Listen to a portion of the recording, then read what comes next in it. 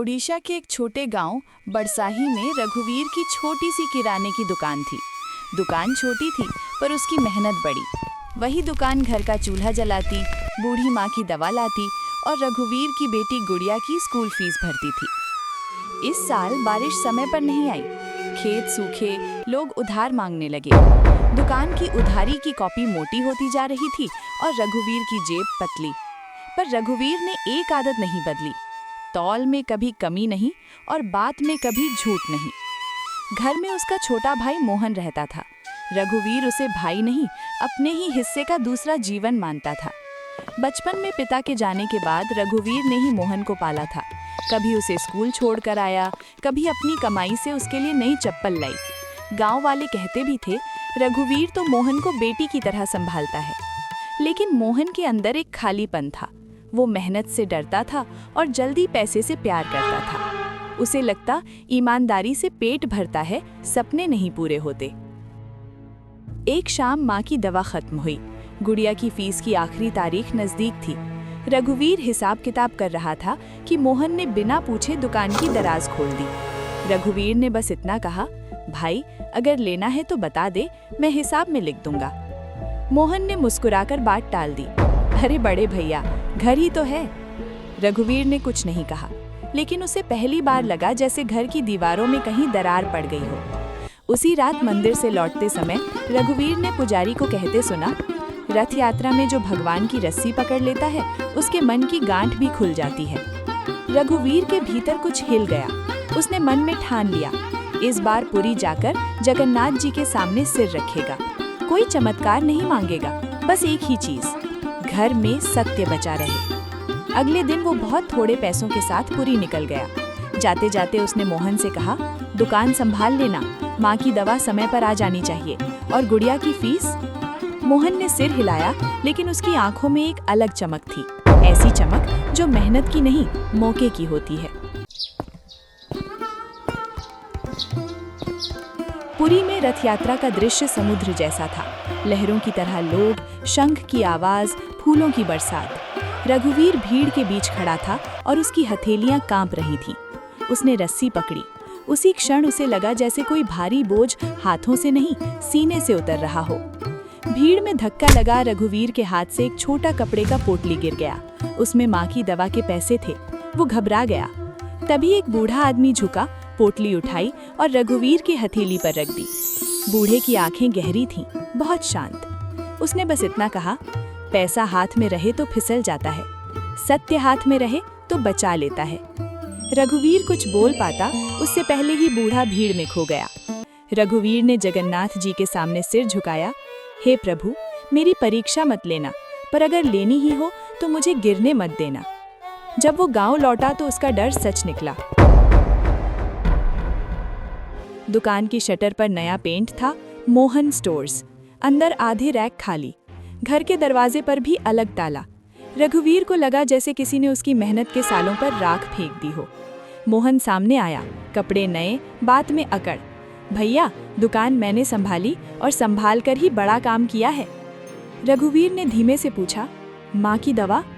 मोहन ने आंखें चुराईं। हो जाएगी। गुड़िया की फीस? अरे भैया, फीस से क्या होता है, दुनिया चालाकी से चलती है। रघुवीर के अंदर कुछ टूट गया, पर वो चिल्लाया नहीं। उसने बस इतना कहा, मोहन सच बता। मोहन ने हंसकर कहा, सच यही है, मैंने सामान बेचकर नहीं, गिरवी रखकर पैसा लिया है, साहूकार से। अब दुकान मेरी है और अगर 2 दिन में पैसा नहीं चुकाया तो घर भी। रघुवीर को लगा जमीन हिल गई। वो गांव की पंचायत गया। पंचायत ने कड़ा फैसला सुनाया, मोहन ने धोखा किया है, उसे पुलिस के हवाले करो, तभी साहूकार रुकेगा, नहीं तो पूरे घर की नीलामी होगी। रघुवीर का दिल 2 हिस्सों में बट गया, एक तरफ न्याय, दूसरी तरफ भाई। लोग कहते रहे, रघुवीर तू बहुत सीधा है, यही तेरी कमजोरी है। रघुवीर रात में मंदिर पहुंचा। दिया जल रहा था। घंटी की आवाज में उसके भीतर का रोना दबा नहीं। उसने जगन्नाथ जी से कहा, हे प्रभु, मैं गलत को गलत कहता हूँ, पर अपने ही भाई को मिटते नहीं देख सकता, मुझे रास्ता दिखाइए। उसी समय मंदिर के बाहर से रथ यात्रा का वही भजन धीमे धीमे सुनाई दिया। किसी ने कहीं स्पीकर चला दिया था और रघुवीर को पुरी वाला बूढ़ा याद आ गया। सत्य हाथ में रहे तो बचा लेता है। अचानक गुड़िया भागती हुई आई। बाबा, मोहन चाचा नदी की तरफ गया है। वो कह रहा था अब कोई नहीं पकड़ पाएगा। रघुवीर दौड़ा। नदी किनारे मोहन हाँफ रहा था। उसके हाथ में पैसों की थैली थी। पास ही वह साहूकार के आदमी खड़े थे, उसे धक्का देकर भागने को कह रहे थे ताकि सारा दोष मोहन पर जाए और वे दुकान घर हथिया लें। मोहन ने रघुवीर को देखा। भैया मत आओ, मैं तुम्हें भी डुबो दूंगा। रघुवीर ने एक कदम आगे बढ़ाया। डूबने से डरता तो मैं रस्सी नहीं पकड़ता मोहन। अब सच बता, ये सब किसके कहने पर किया? मोहन के चेहरे पर पहली बार डर के साथ शर्म भी आई। वो कांप गया। मैं बस जल्दी अमीर बनना चाहता था।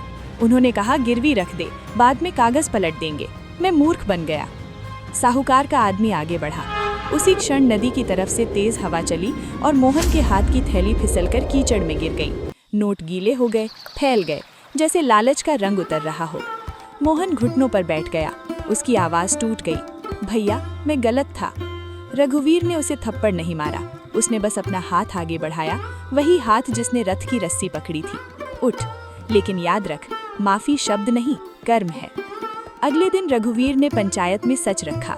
उसने साहूकार के आदमी की चाल भी बताई। मोहन ने सबके सामने माना कि उसने गिरवी रखा, धोखा किया और दूसरों के बहकावे में आया। गांव वालों को गुस्सा भी आया, पर मोहन की हालत देखकर उनके मन में थोड़ी दया भी जागी, क्योंकि वो पहली बार सच में टूटा था, नाटक में नहीं। पंचायत ने फैसला दिया, मोहन जेल नहीं जाएगा, लेकिन उसे मेहनत से नुकसान भरना होगा। दुकान का बोर्ड मोहन स्टोर्स हटेगा और साहूकार का गलत कागज पंचायत के सामने फाड़ा जाएगा। मोहन ने वही किया। उसने दुकान के सामने खड़े होकर खुद बोर्ड उतारा। हाथ कांप रहे थे, पर आंखें साफ थीं। उसने रघुवीर से कहा, भैया, मैं तुम्हारा भरोसा वापस नहीं ला सकता, पर तुम्हारा बोझ उठाना सीख सकता हूँ। उस दिन से मोहन सुबह सबसे पहले दुकान खोलता और शाम को सबसे आखिर में बंद करता। वो उधार की कॉपी में लोगों के नाम लिखते समय रघुवीर जैसा ही बोलता, भाई, जितना है उतना ही लिखूंगा। वो माँ की दवा खुद लाता और गुड़िया की फीस भरते समय उसने पहली बार अपनी जेब से निकाले पैसे को कमाई कहा, लूट नहीं। कुछ हफ्तों बाद बारिश आई, खेत हरे हुए, दुकान फिर भरने लगी। लोग रघुवीर की ईमानदारी की बात करते, लेकिन अब एक नई बात भी करते। मोहन बदल गया। रथ यात्रा के अगले दिन दोनों भाई मंदिर गए। मोहन ने चुपचाप प्रसाद की लाइन में पहले बूढ़ों को आगे किया। रघुवीर ने उसे देखा और उसके गले में कुछ अटक गया। खुशी थी। आरती के समय मोहन ने आंखें बंद की। उसे लगा जैसे वही पुरी वाला बूढ़ा मंदिर के बाहर खड़ा है। इस बार उसने कुछ नहीं कहा, बस मुस्कुराया और भीड़ में खो गया। मोहन ने धीरे से रघुवीर से कहा, भैया, शायद भगवान ने मुझे नहीं बचाया, भगवान ने तुम्हारे भीतर की दया से मुझे बचाया। रघुवीर ने सिर झुकाया। और भगवान जगन्नाथ जी तब प्रसन्न होते हैं जब इंसान का लालच सेवा बन जाए।